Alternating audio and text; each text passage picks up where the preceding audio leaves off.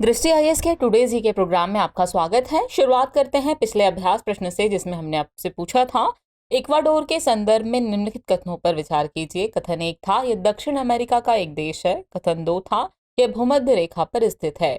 उपयुक्त में से कौन सा ऐसे कथन सही है या फिर है, आपको ये बताना था। आपके ऑप्शन थे ऑप्शन ए केवल एक, ऑप्शन बी केवल दो, ऑप्शन सी एक और दो दोनों, या फिर ऑप्शन डी न तो एक और न ही दो। तो इस प्रश्न का सही उत्तर है विकल्प सी, यानी कि एक और दो दोनों ही कथन सही है। आप में से कई व्यूअर्स ने इस प्रश्न का एकदम ठीक जवाब दिया है। इसी तरह अपने सुझाव, प्रतिक्रियाएं और जवाब हमें भेजते रहिए, हमें इसका इंतजार रहता है।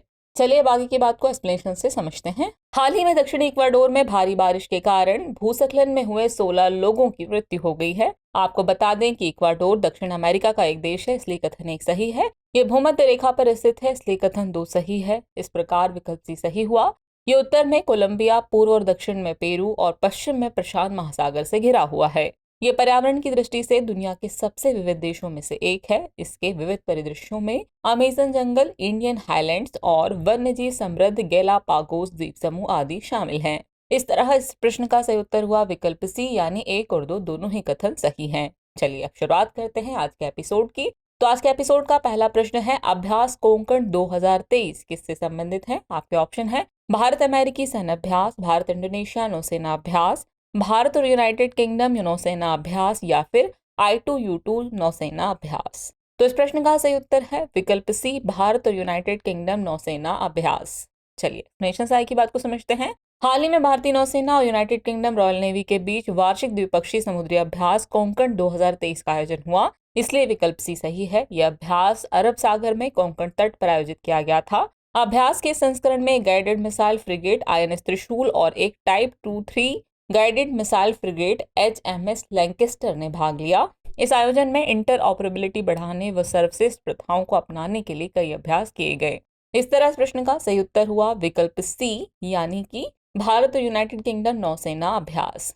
नेक्स्ट क्वेश्चन है, सेंट्रल ब्यूरो ऑफ नारकोटिक्स यानी CBN किस मंत्रालय या विभाग से संबंधित है। आपके ऑप्शन है राजस्व विभाग, आर्थिक मामलों का विभाग, व्यय विभाग, या फिर गृह विभाग। तो इस प्रश्न का सही उत्तर है विकल्प ए, राजस्व विभाग। हाल ही में सेंट्रल ब्यूरो ऑफ नारकोटिक्स ने मादक पदार्थों की तस्करी को नियंत्रित करने के लिए भारत की केंद्रीय एजेंसियों और अन्य देशों के साथ समझौता ज्ञापन यानी MOU पर हस्ताक्षर किए हैं। Central bureau of narcotics Bharat में ड्रग कानून प्रवर्तन के लिए एक नोडल एजेंसी है। ये केंद्रीय वित्त मंत्रालय के राजस्व विभाग से संबद्ध है, इसलिए विकल्प ए सही है। इसे केंद्रीय अप्रत्यक्ष कर और सीमा शुल्क बोर्ड द्वारा विनियमित किया जाता है। इसका मुख्य कार्य अफीम उत्पादन एवं व्यापार को रोकना और कानूनी सिंथेटिक दवाओं के उत्पादन के लिए लाइसेंस जारी करना है। इस तरह इस प्रश्न का सही उत्तर है विकल्प ए, यानी कि राजस्व विभाग। नेक्स्ट क्वेश्चन है, परंपरागत कृषि विकास योजना यानी PKVY के संबंध में निम्नलिखित कथनों पर विचार कीजिए। कथन 1 है, इसे 2019 में लॉन्च किया गया था। कथन 2 है, इसका उद्देश्य रसायन और कीटनाशक अवशेषों से मुक्त कृषि उत्पादों का उत्पादन करना है। उपयुक्त में से कौन सा ऐसे कथन सही है या फिर है। आपके ऑप्शन है केवल एक, केवल दो, एक और दो दोनों, या फिर न तो एक और न ही दो। तो इस प्रश्न का सही उत्तर है विकल्प बी, यानी केवल दो कथन ही सही है। आइए एक्सप्लेनेशन से आगे की बात को समझते हैं।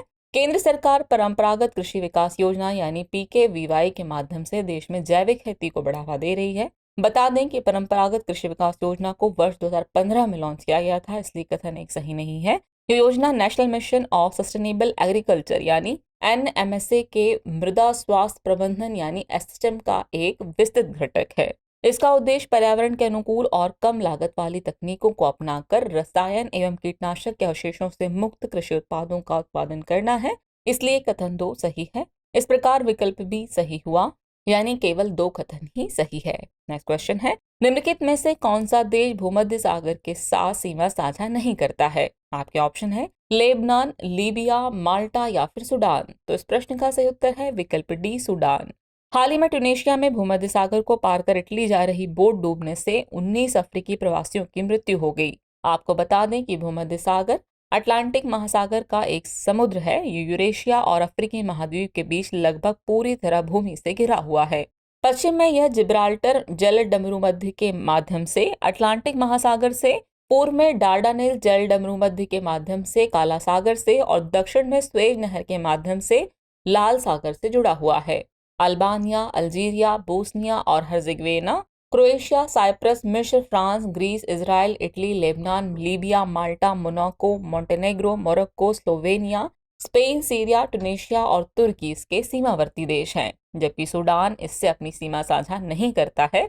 इसलिए विकल्प डी सही है, यानी इस प्रश्न का सही उत्तर है विकल्प डी, सूडान। अगला प्रश्न है, कैबिनेट समितियों के संबंध में निम्नलिखित कथनों पर विचार कीजिए। कथन 1 है, इन्हें प्रधानमंत्री द्वारा गठित किया जाता है। कथन 2 है, प्रत्येक समिति की अध्यक्षता प्रधानमंत्री करते हैं। उपयुक्त में से कौन सा सही कथन सही है, या फिर है आपके ऑप्शन है केवल एक, केवल दो, एक और दो दोनों, या फिर न तो एक न ही दो। तो इस प्रश्न का सही उत्तर है विकल्प ए, केवल एक। बीते दिनों आर्थिक मामलों की कैबिनेट समिति यानी सीसीईए ने प्रधानमंत्री उज्ज्वला योजना के लाभार्थियों के लिए सब्सिडी को मंजूरी दी। बता दें कि कैबिनेट समिति कैबिनेट के कार्यभार को कम करने के लिए एक संस्थागत व्यवस्था है। ये संवैधानिकतर होती है, दूसरे शब्दों में इनका उल्लेख संविधान में नहीं है। हालांकि रूल ऑफ बिजनेस उनकी स्थापना के लिए प्रावधान करता है। ये समय और स्थिति की आवश्यकताओं के अनुसार प्रधानमंत्री द्वारा गठित की जाती है, इसलिए कथन एक सही है। सामान्यतः प्रधानमंत्री इन समितियों की अध्यक्षता करते हैं, लेकिन कभी कभी अन्य कैबिनेट मंत्री, विशेष रूप से गृह मंत्री या वित्त मंत्री भी उनके अध्यक्ष के रूप में कार्य करते हैं, इसलिए कथन 2 सही नहीं है। इस प्रकार विकल्प ए सही हुआ। कैबिनेट समितियों के महत्व को देखें तो ये नीतिगत मुद्दों और प्रभावी समन्वय की गहन जांच करती हैं। साथ ही ये मानव संसाधनों के कुशल उपयोग की सुविधा प्रदान करती हैं। इस तरह इस प्रश्न का सही उत्तर है विकल्प ए, यानी केवल एक कथन ही सही है। अगला प्रश्न है, कभी कभी समाचारों में देखे जाने वाला होक्काइडो द्वीप किस देश से संबंधित है? आपके ऑप्शन है इंडोनेशिया, मलेशिया, जापान या फिर फिलीपींस। तो इस प्रश्न का सही उत्तर है विकल्प सी, जापान। हाल ही में जापान के उत्तरी द्वीप होक्काइडो में 6.1 तीव्रता का भूकंप महसूस किया गया, इसलिए विकल्प सी सही है। होक्काइडो जापान के 4 मुख्य द्वीपों में सबसे उत्तरी द्वीप है। जापान के 4 द्वीपों का उत्तर से दक्षिण की ओर सही अनुक्रम है होक्काइडो, होन्शु, शिकोकू तथा क्यूशु। इनमें होन्शु विशालतम द्वीप है, जबकि होक्काइडो दूसरा सबसे बड़ा द्वीप है। यह पश्चिम में जापान सागर, उत्तर में ओखोटस्क सागर और पूर्व एवं दक्षिण में प्रशांत महासागर से घिरा हुआ है। इसके आर्थिक विकास में लोहा, इस्पात, डेयरी और मत्स्य उद्योग आदि का योगदान है। इस तरह इस प्रश्न का सही उत्तर हुआ विकल्प सी, जापान। नेक्स्ट क्वेश्चन है, भारत के संविधान की 6ठी अनुसूची किन राज्यों में जनजातीय क्षेत्रों के प्रशासन से संबंधित है? आपके ऑप्शन है असम, मेघालय, त्रिपुरा और मिजोरम, मेघालय, मणिपुर, त्रिपुरा और सिक्किम, असम, अरुणाचल प्रदेश, सिक्किम और नागालैंड, या फिर त्रिपुरा, असम, मणिपुर और सिक्किम। तो इस प्रश्न का सही उत्तर है विकल्प ए, असम, मेघालय, त्रिपुरा और मिजोरम। हाल ही में असम के कामरूप जिले में लोगों ने राभा हसोंग स्वायत्त परिषद को भारत के संविधान की 6ठी अनुसूची में शामिल करने की मांग को लेकर एक विशाल विरोध रैली में भाग लिया। आपको बता दें कि भारतीय संविधान में 6ठी अनुसूची ने 4 पूर्वोत्तर राज्यों अर्थात असम, मेघालय, त्रिपुरा और मिजोरम में स्वायत्त जिला परिषदों यानी एडीसी की स्थापना की, इसलिए विकल्प सही है। स्वायत्त जिला परिषद आदिवासी संस्कृति की रक्षा और संरक्षण की परिकल्पना करती है। ये विशेष प्रावधान संविधान के अनुच्छेद 244(2) और अनुच्छेद 275(1) के तहत प्रदान किया गया है। इन परिषदों को अपने क्षेत्राधिकार के अंतर्गत आने वाले क्षेत्रों के संबंध में कानून बनाने का अधिकार है, जिसमें आदिवासियों की भूमि, जंगल, खेती, विरासत, स्वदेशी रीति रिवाज और परंपराएं आदि शामिल हैं। इस तरह इस प्रश्न का सही उत्तर है विकल्प ए, यानी असम, मेघालय, त्रिपुरा और मिजोरम। नेक्स्ट क्वेश्चन है, अरावली रेंज के संबंध में निम्नलिखित कथनों पर विचार कीजिए। कथन 1 है, यहाँ से बनास, लूनी, सखी और साबरमती सहित कई नदियां निकलती है। कथन 2 है, गुरु शिखर अरावली पर्वत का उच्चतम बिंदु है। उपयुक्त में से कौन सा ऐसे कथन सही नहीं है, या फिर है आपके ऑप्शन है केवल एक, केवल दो, एक और दो दोनों, या फिर न तो एक और न ही दो। तो इस प्रश्न का सही उत्तर है विकल्प डी, न तो एक न ही दो। हाल ही में केंद्रीय पर्यावरण, वन और जलवायु परिवर्तन मंत्री ने अरावली ग्रीन वॉल प्रोजेक्ट का शुभारंभ किया। अरावली ग्रीन वॉल प्रोजेक्ट 4 राज्यों और केंद्र शासित प्रदेशों यानी हरियाणा, राजस्थान, गुजरात और दिल्ली में अरावली पहाड़ी श्रृंखला के आसपास के 5 किलोमीटर बफर क्षेत्र को हरा भरा बनाने की एक प्रमुख पहल है। बता दें कि अरावली रेंज उत्तरी भारत की एक पहाड़ी प्रणाली है। ये गुजरात, राजस्थान, दिल्ली और हरियाणा राज्य में फैली हुई है। यह रेंज प्राकृतिक संसाधनों यानी खनिजों सहित से समृद्ध है। इससे बनास, लूनी, सखी और साबरमती सहित कई नदियां निकलती है, इसलिए कथन 1 सही है। इस रेंज का उच्चतम बिंदु गुरु शिखर है, जो राजस्थान के सिरोही जिले के माउंट आबू में स्थित एक चोटी है, इसलिए कथन 2 सही है। आपको बता दें कि गुरु शिखर पर्वत की ऊंचाई 1722 मीटर है। इस प्रकार इस प्रश्न का सही उत्तर है विकल्प डी, यानी न तो एक और न ही दो।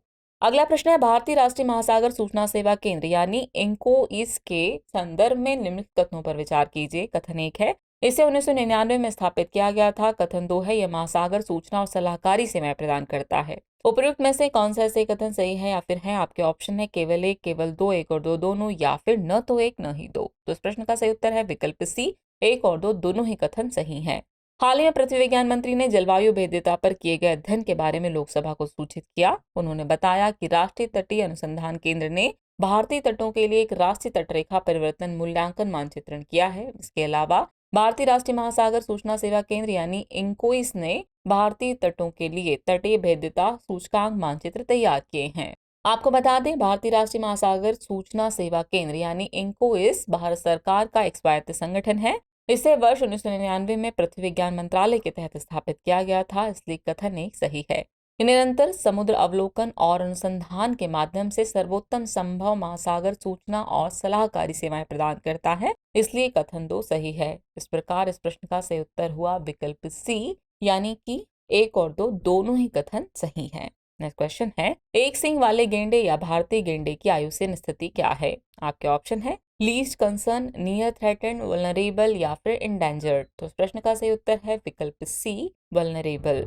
हाल ही में असम के काजीरंगा राष्ट्रीय उद्यान में एक भारतीय गेंडे का शव मिला। एक सींग वाला गेंडा या भारतीय गेंडा गेंडों की प्रजातियों में सबसे बड़ा होता है। भारत में केवल एक सींग वाला गेंडा पाया जाता है। यह भारत, नेपाल, तराई, उत्तरी पश्चिम बंगाल और असम में निवास करता है। संकटग्रस्त प्रजातियों की आयुसीन रेड लिस्ट में यह वल्नरेबल के रूप में सूचीबद्ध है, इसलिए विकल्प सी सही है। जबकि वन्यजीव संरक्षण अधिनियम 1972 के अनुसूची 1 में से शामिल किया गया है। गेंडों के संरक्षण के प्रयास को देखें तो इसमें शामिल है राष्ट्रीय गेंडा संरक्षण रणनीति 2019, इंडियन राइनो विजन 2020 और देश के सभी गेंडों की डीएनए प्रोफाइलिंग। इस तरह इस प्रश्न का सही उत्तर है विकल्प सी, यानी कि वल्नरेबल। चलिए, अब वक्त हो चला है इसके एपिसोड से रिलेटेड अभ्यास प्रश्न को नोट करने का। तो अभ्यास प्रश्न है, हाल ही में खबरों में रहा आईएनएस सुमेधा किसके द्वारा बनाया गया था? आपके ऑप्शन है, option A Garden Reach ship builders and engineers limited, option B Bharat earth movers limited, option C Goa shipyard limited, या फिर option D Mazagon dock ship builders limited. तो व्यूअर्स, इस प्रश्न का जवाब कमेंट बॉक्स में देना न भूलें। जल्द ही मिलते हैं नए एपिसोड में नए नए सवालों, उनके नए नए जवाब और जानकारियों के साथ। तब तक के लिए शुक्रिया।